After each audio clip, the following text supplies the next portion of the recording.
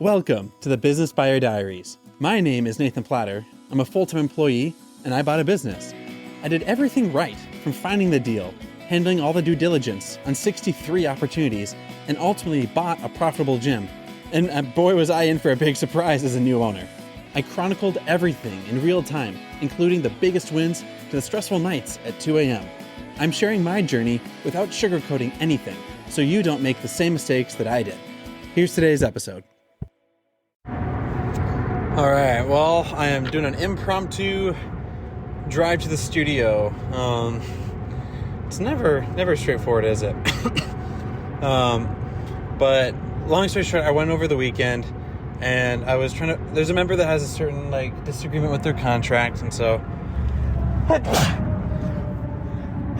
excuse me. Went into the studio, found their contract. Right now, yes, it's paper. It's in a locked filing cabinet. Only two other people have keys, the GM and the assistant GM. And I located one of the member contracts in question. And then today, my GM was like, hey, man, just want to follow up, get closure. How do we proceed with this member disputing a contract verbiage? I'm like, okay, yeah, well, let's proceed as this, proceed as that. And he's like, all right, may have some negative consequences, but you cool with that? Yeah, that's fine. We're going to follow what we agreed to. And this member basically lied to us about some medical condition, said she didn't have it, but then she reverted back to saying she has it so that she can get out of a 1 month. Anyhow. So today the GM is like, hey, so that section of the contract is redacted and the file is in a different part of the document. It's like, well, what do you mean?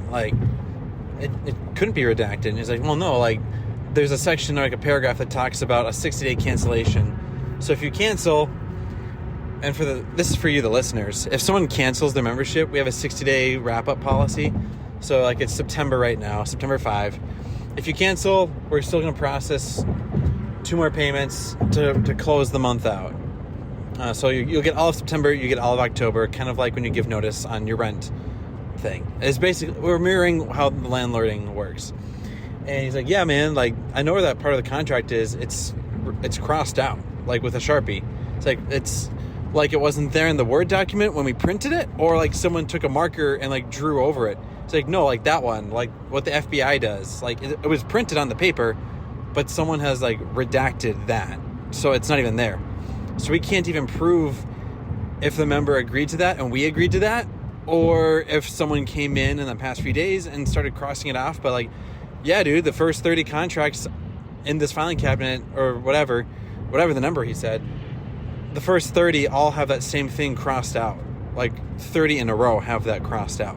It's you're kidding. He's like, no, something's going on.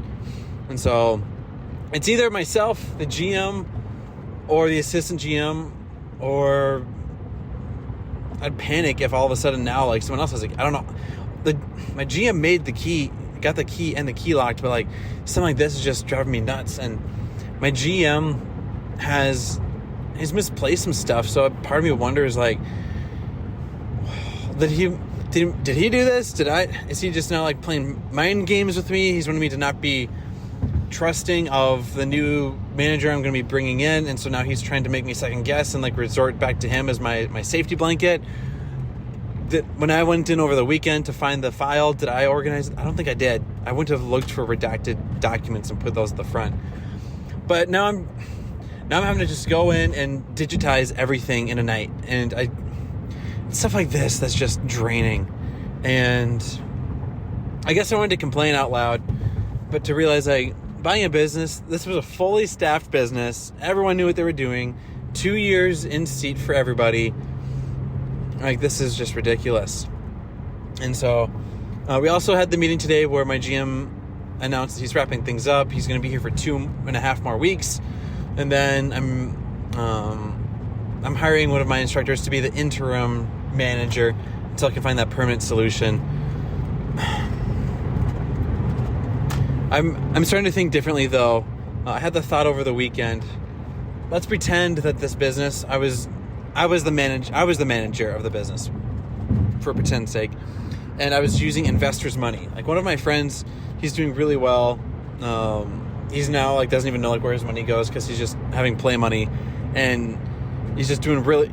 He's probably making 600, 900 grand a year. And he's just living it up, having a good life. If he invested in the business, I was the manager and responsible for everything, would I be going to him asking, hey, friend, I know we lost money this month and the past 9 months in a row. I need you to put in 10 more thousand so we can keep the doors open. He'd say, why? What's around the corner? What's the upside? What's the potential? Where are things going to get better? And I don't have an answer for that. So he'd say, no, dog, we're wrapping this up. We're calling it good. We're going to start letting things slide. We're going to close the studio. And when the landlord we can't afford to keep feeding this monster that is costing us money. We haven't made $1. We've lost 150 grand. How much more do we need to lose before we call it good? That's what the friend rightly would say. Rightly would say. And I would have no response other than yeah, you're right. So why would I treat the business any differently if it's my funds and my stewardship versus somebody else's funds and their thing that they own? So I'm starting to view everything differently. I'm starting to realize the writing is probably on the wall, and stuff like this, I need to focus on protecting the downside, reducing losses, reducing liabilities, just getting stuff under lock and key where only I have access to it, not even my staff. Because stuff like this is just ridiculous. So, calling it good. End the podcast there. So my takeaway and my learning is, if there's something that could be a headache or a hassle, just button it up. Just get it done, out of the way. Don't try to fix it. Don't delay fixing it. Just get it done. The term is eat that frog right now. I should have done this much earlier than today. And so, gosh, just looking forward to getting this all locked up. And only under my access for editing purposes. That's where we're at. That's where we're going. Let's rock and roll. This has been another episode of the Business Buyer Diaries. Subscribe so you don't miss the next episode. I hope you're realizing that business ownership is no cakewalk. Check the podcast notes for a link to the DIY due diligence program, the complete list of show sponsors, and for media inquiries.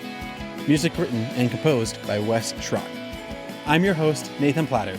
Join me again on the next one.